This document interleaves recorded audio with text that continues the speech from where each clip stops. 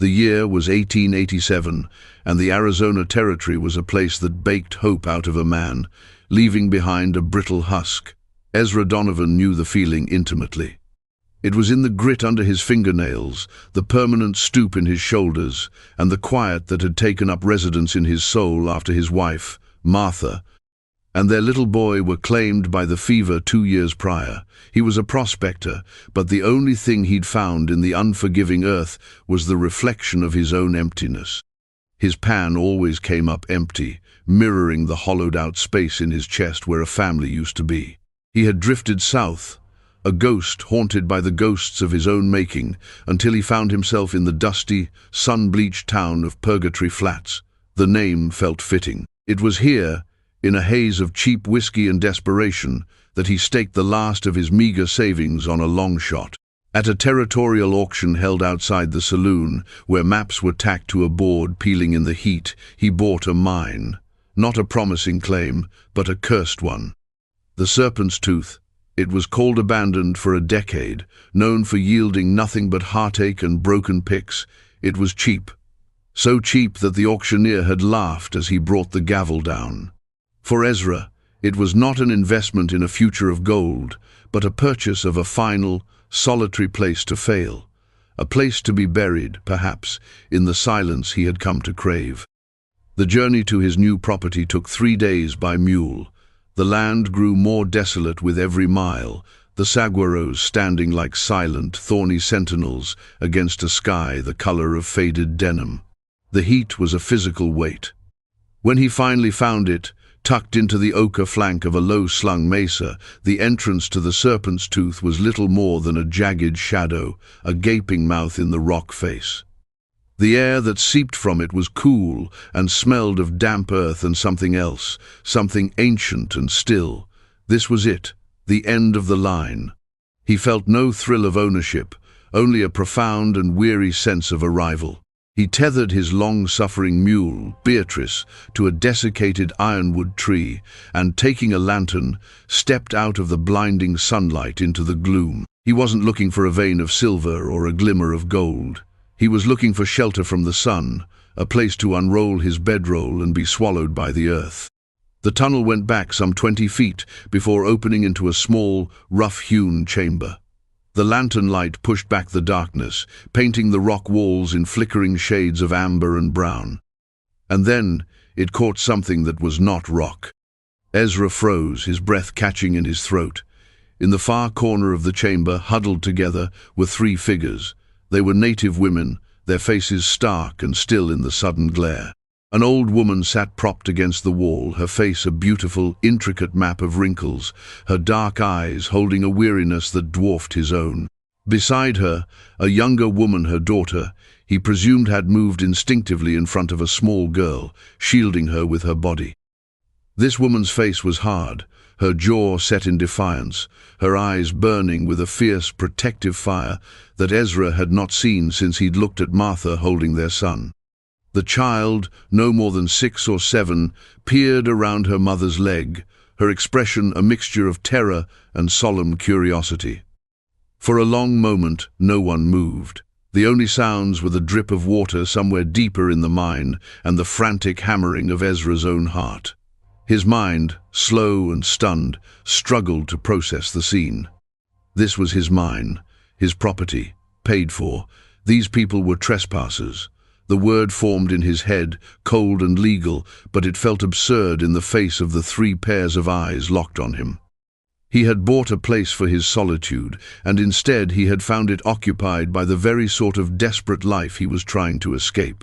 His first impulse was anger, a hot flare of indignation. He opened his mouth to shout, to order them out, to reclaim his small, pathetic patch of the world. But the words died on his lips. He saw the frayed edges of their buckskin clothes, the finely woven basket holding a few meager roots, the way the mother's hand rested on the child's shoulder, a gesture of absolute, unbreakable defense. He saw not intruders, but refugees. He saw in their silent, terrified tableau a story of loss and survival that resonated with the hollow spaces inside him. He lowered the lantern slightly, the light softening. He was a man who had lost everything. He could not, he realized with a sinking certainty, be the cause of someone else's final loss. He had come here to find a tomb and had instead stumbled into a sanctuary, and he, the owner, was the invader. The standoff continued, thick with unspoken questions and primal fear. The mother, Alawa, kept her body positioned as a shield for her daughter, Kia. Her gaze never wavered from Ezra. She saw what she expected to see, a white man smelling of dust and sorrow, holding a lantern like a weapon. To her, he was the embodiment of the force that had driven them from their ancestral lands, the reason they were now living like rabbits in a hole in the ground. Her people had been scattered, her husband lost in a skirmish with soldiers months ago. All she had left was her mother, the wise elder Ha-O-Zin, and her child. She would die here, in this damp darkness, before she let him harm them. Ezra saw the animosity in her eyes, sharp and clear as flint. He understood it. He cleared his throat, the sound unnaturally loud in the confines of the cave. This is my claim, he managed, his voice rusty from disuse. The words were meaningless. The women did not speak his language, and even if they had, the deed he carried in his saddlebag held no authority here. The only law was the one in Alawa's eyes, the law of a mother protecting her young. He backed away slowly, retreating from the chamber and out of the mine's entrance into the blinding afternoon sun. He felt dizzy, disoriented.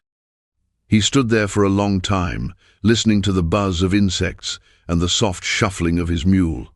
The anger had evaporated, replaced by a profound confusion. He was the legal owner, yet he felt like the intruder. He sank down onto a nearby rock, resting his head in his calloused hands. His plan for a quiet end had just become impossibly complicated. He could force them out, ride back to town and fetch the sheriff. They would be removed, sent to a reservation or worse. The thought soured in his gut. He had seen the reservations. They were prisons of dust and despair. That night, he made his camp 100 feet from the mine's entrance. He built a small, lonely fire, more for the illusion of company than for warmth. He could feel their presence in the dark moor of the hill, a silent, watchful wait. He imagined them huddled inside, listening to the crackle of his fire, wondering what he would do. He ate his meager meal of beans and hardtack, the food tasting like ash in his mouth. He was no longer alone in his desolation, and the realization was not a comfort, but a burden, a responsibility he did not want. Inside the mine, Ha-O-Zin coughed, a dry, rattling sound that echoed off the rock. Alawa held a water skin to her mother's lips. The old woman's breathing was shallow. She had been fading for weeks, and the damp chill of the mine was not helping. "He has not left," Alawa whispered in their Apache tongue. Ha-O-Zin's eyes, clouded with age and illness, were still sharp with insight. "His spirit is broken," she murmured, her voice thin as a thread, like a wing-shot bird. "He brings no violence, not yet." She looked toward the entrance, a faint flicker of firelight barely visible. "We will wait. The land will decide." The days that followed fell into a tense, unspoken routine. Ezra would rise with the sun, his body aching, and begin the pointless work of prospecting. He chipped at the rock walls outside the mine, sifted dirt, his movements mechanical, born of a habit he couldn't break. He never entered the mine again. He left a small portion of his water and food, a piece of jerky, a handful of dried appleson, a flat rock near the entrance each morning. It was always gone when he returned from his work in the evening. It was his only form of communication, a gesture that was neither kindness nor threat, but a simple acknowledgement of their shared, precarious existence. He never saw them take it. He would catch glimpses of them, sometimes the child, Kia, darting out to snatch a piece of firewood before vanishing back into the shadows, or Alawa's silhouette at the entrance at dusk, watching him as he tended to his mule. They were ghosts, haunting the edges of his property and his life. The silence between them was immense, a chasm of culture, language, and history. Yet in that silence he began to observe. He saw the resilience in their foraging, the quiet dignity of their confinement.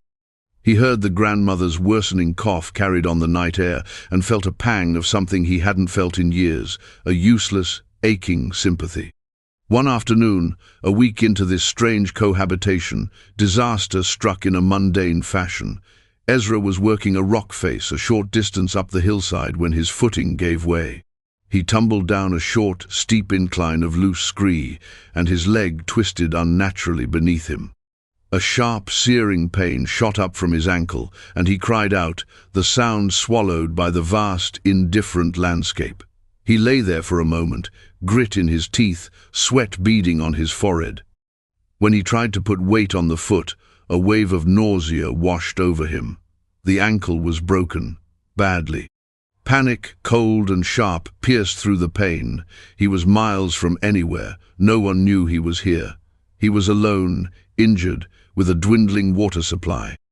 He dragged himself, grimacing, toward his camp, the journey of a few hundred yards taking the better part of an hour. By the time he reached the flat ground near the mine, he was pale and trembling with shock and exertion. He collapsed near his cold fire pit, his leg swelling rapidly, the pain a relentless, throbbing drum. He lay there as the sun began to set, the sky bruising into shades of purple and orange. Despair, a familiar old companion, settled over him. This was how it would end. Not in a quiet fading, but in a slow, agonizing demise from thirst and infection. He closed his eyes, a bitter laugh catching in his throat. He had bought his own grave after all. He must have drifted into a stupor, because when he opened his eyes again, a shadow was falling over him. Alawa stood there, her face unreadable in the twilight. She looked at his swollen, discolored ankle, then back at his face. For a long moment, she did nothing, her expression a mask of stone. Ezra expected her to turn and walk away. Why should she help him? He was her enemy, the man who had laid claim to her refuge. His presence was a threat, and his death would remove it. But then, after an eternity of silence, she knelt. Her movements were fluid and economical. She did not speak. She gestured toward his leg, a silent question. Ezra, too weak and pained to do anything else, gave a slight, jerky nod. She disappeared back into the mine and returned moments later with her mother. Ha-O-Zin, moving slowly and leaning on her daughter for support, knelt beside him. Her breathing was labored, but her eyes were clear and focused. She examined the injury with hands that were surprisingly gentle. She murmured something to Alawa, who then left and came back with 2 straight, sturdy pieces of wood from their small pile and strips of buckskin. Working together, they created a crude but effective splint. Their touch was impersonal, practical. There was no tenderness in it, but there was an undeniable competence, a knowledge born of a life lived close to hardship. As Alawa tightened the last strip of leather, Ezra met her eyes. The fire was still there, but beneath it he saw something else, a reluctant acknowledgement of a shared humanity. A dead man would bring soldiers, trackers. A living man, even an enemy, was a known quantity. Theirs was an act not of compassion, but of desperate pragmatism. Yet for Ezra, lying helpless on the ground, it felt like a profound act of grace. For the next several days, Ezra was a prisoner of his injury. He lay on his bedroll feverish and in pain, drifting in and out of a restless sleep. The women tended to him in their detached, efficient way. They brought him water. Alawa learned to brew his bitter coffee over the fire. She would leave a cup for him beside his bedroll without a word. Ha-O-Zin, despite her own frailty, would inspect his leg each day. She made a poultice from crushed leaves and mud that she applied to the swelling. It smelled earthy and strange, but it cooled the fire in his flesh. And then there was the child, Kia.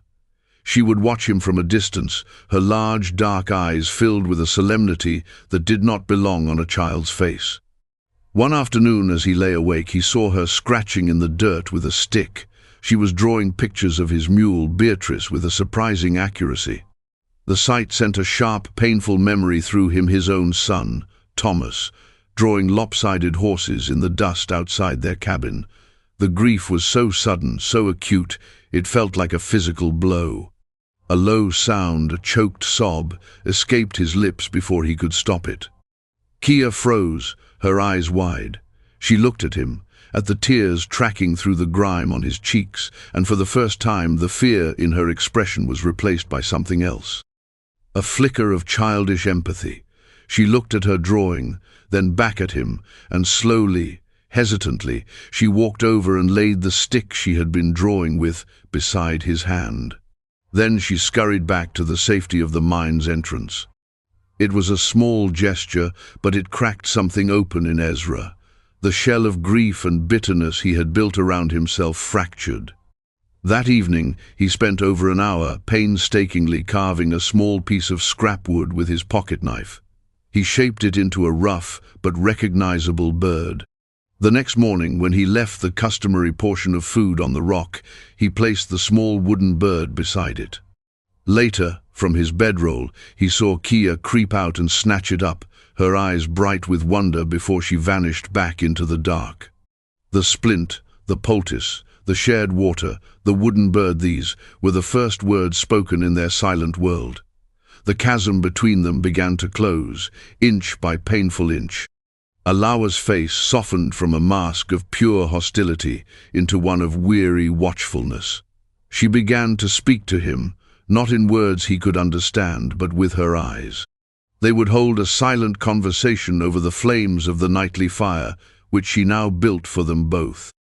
One evening, as Hao Xin sat near the fire, her breathing more ragged than usual, she pointed a trembling finger at herself and whispered a word. "Ha, O Xin." Then she pointed to her daughter, Alawa, and finally, to the girl clutching the wooden bird, Kia. She looked at Ezra, her gaze expectant. He understood. He pointed to himself.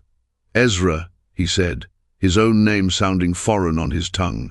He had not said it aloud in months. It was a beginning. The names gave them shape, pulling them from the realm of anonymous threats and trespassers into the sphere of individuals. The rigid lines of their separate camps began to blur. Ezra, now able to hobble on a crude crutch, began collecting more firewood than he needed, adding it to their pile. Alawa, in turn, would sometimes leave a small bowl of a savory stew made from roots and a snared rabbit next to his plate of beans. They ate together now, separated by the fire, the silence no longer heavy with suspicion, but with a quiet, shared understanding. Ezra learned that Hao Xin's cough was an old affliction, a weakness in her lungs that the spirits had touched long ago. He learned that Alawa's hands, though calloused and strong, could weave intricate patterns into baskets and mend clothes with the finest of stitches. He learned that Kia's solemnity could break into sudden, silent laughter when his mule, Beatrice, nuzzled her hand looking for a treat. He saw not just a family, but the remnants of a proud people, clinging to their existence with a strength that humbled him. He, in turn, became more than just the white man who owned the mine. They saw him wince in pain, saw the deep sorrow that settled in his eyes when he thought no one was watching. They saw him mend Beatrice's harness with patient hands. They saw him stare at the stars at night, his expression one of profound and unending loss. In his brokenness, they began to see a reflection of their own. They were all survivors, adrift in a harsh world. One crisp autumn afternoon, as a cool wind whispered down from the mesas, the fragile peace of their strange coexistence was shattered. The sound came first, the clatter of horses' hooves on rock, the coarse laughter of men. Ezra, who was reinforcing the support timbers at the mine's entrance, felt a cold dread wash over him. Alawa appeared at his side in an instant, her face pale, her eyes wide with a familiar terror. She pulled Kia behind her, her body once again becoming a shield. 3 riders appeared over the rise. The man in the lead was large and florid-faced, with a self-satisfied smirk that Ezra recognized instantly. It was Garrett Vance, the town land agent who had overseen the auction. He was flanked by 2 rough-looking men with rifles resting easy in their saddles.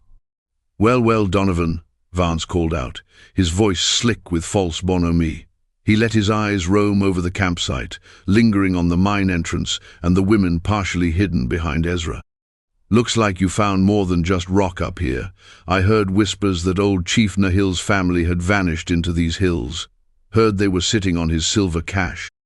Ezra's blood ran cold. This wasn't about his claim, it was about them, about a greedy rumor. He moved to stand more fully in front of the mine entrance, his bad leg throbbing a painful rhythm. "There's no silver here, Vance," he said, his voice low and steady. "And these people are under my protection. This is my property. You need to leave."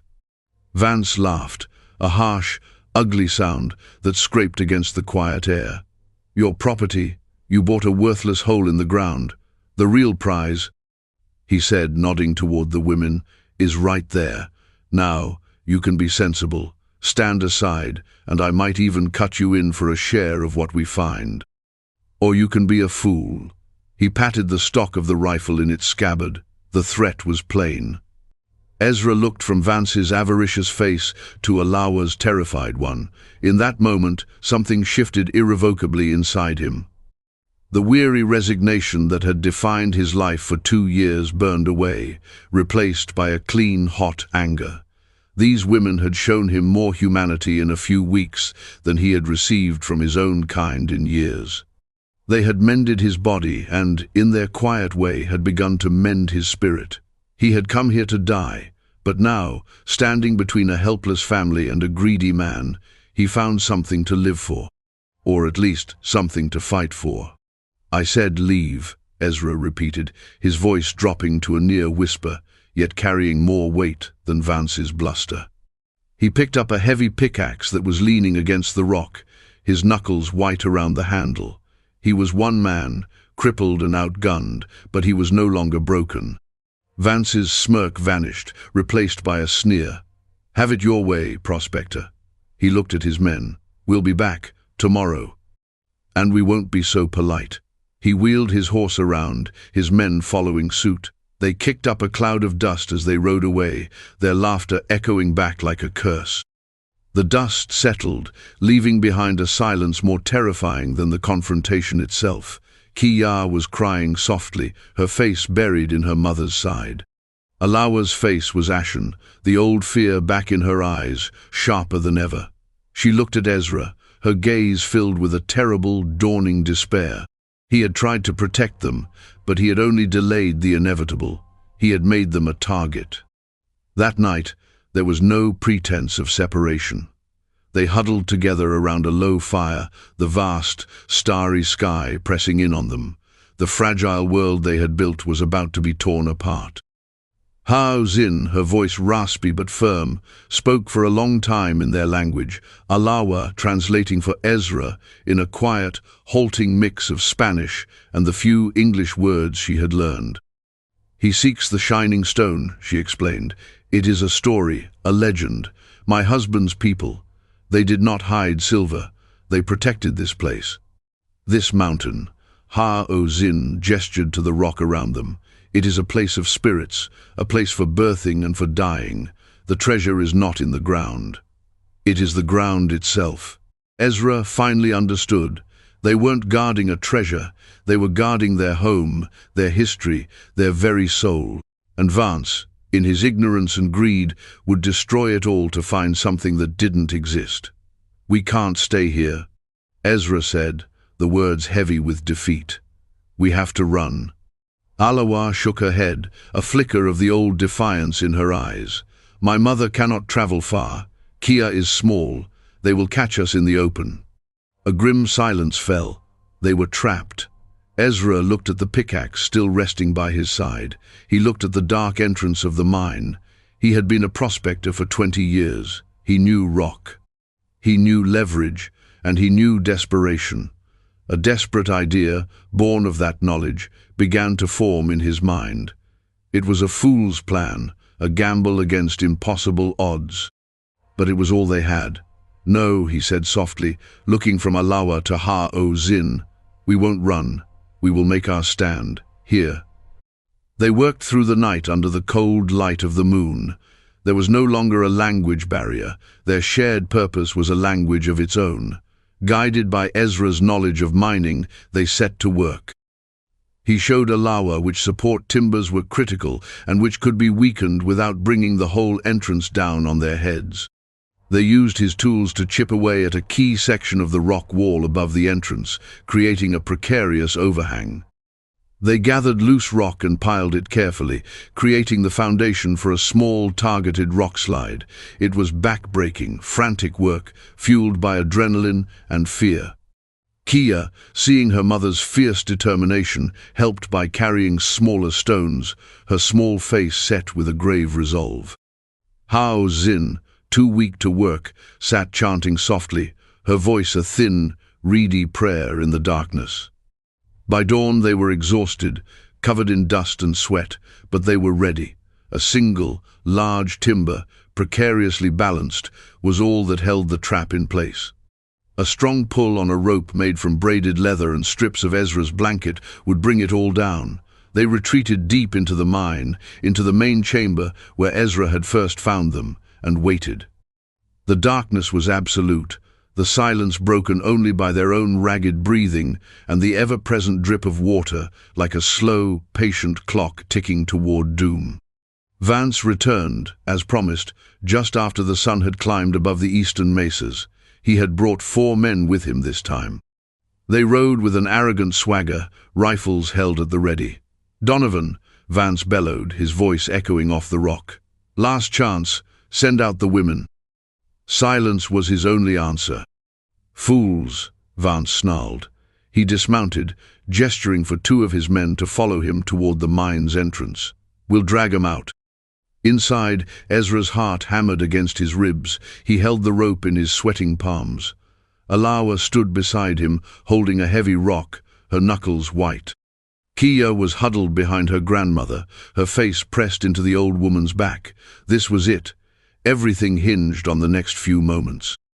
They heard the crunch of boots on gravel as Vance and his men stepped under the overhang and into the mouth of the tunnel. "It's dark as pitch in here," one of the men complained. "Light a torch." "Now," Ezra whispered. With a shared grunt of effort, he and Alawa threw their combined weight onto the rope. For a heart-stopping second, nothing happened. Then, with a great groaning crack, the main timber shifted. Outside, a shout of alarm was cut short by a deafening roar. The rock face they had weakened gave way, and tons of rock and earth cascaded down, completely sealing the entrance of the mine in a thick, impenetrable cloud of dust. The chamber was plunged into an even deeper blackness. The roar subsided, replaced by the tinkle of falling pebbles, and then a ringing silence. From the other side of the rockfall, they could hear muffled shouts of pain and panicked cries from the men who had remained outside.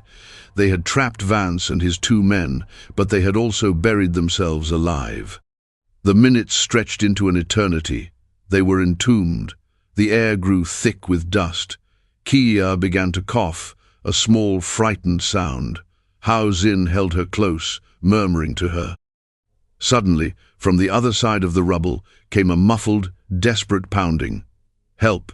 It was Vance's voice, thin and terrified. "Get us out! I'm trapped." Ezra felt a grim satisfaction, but it was short-lived.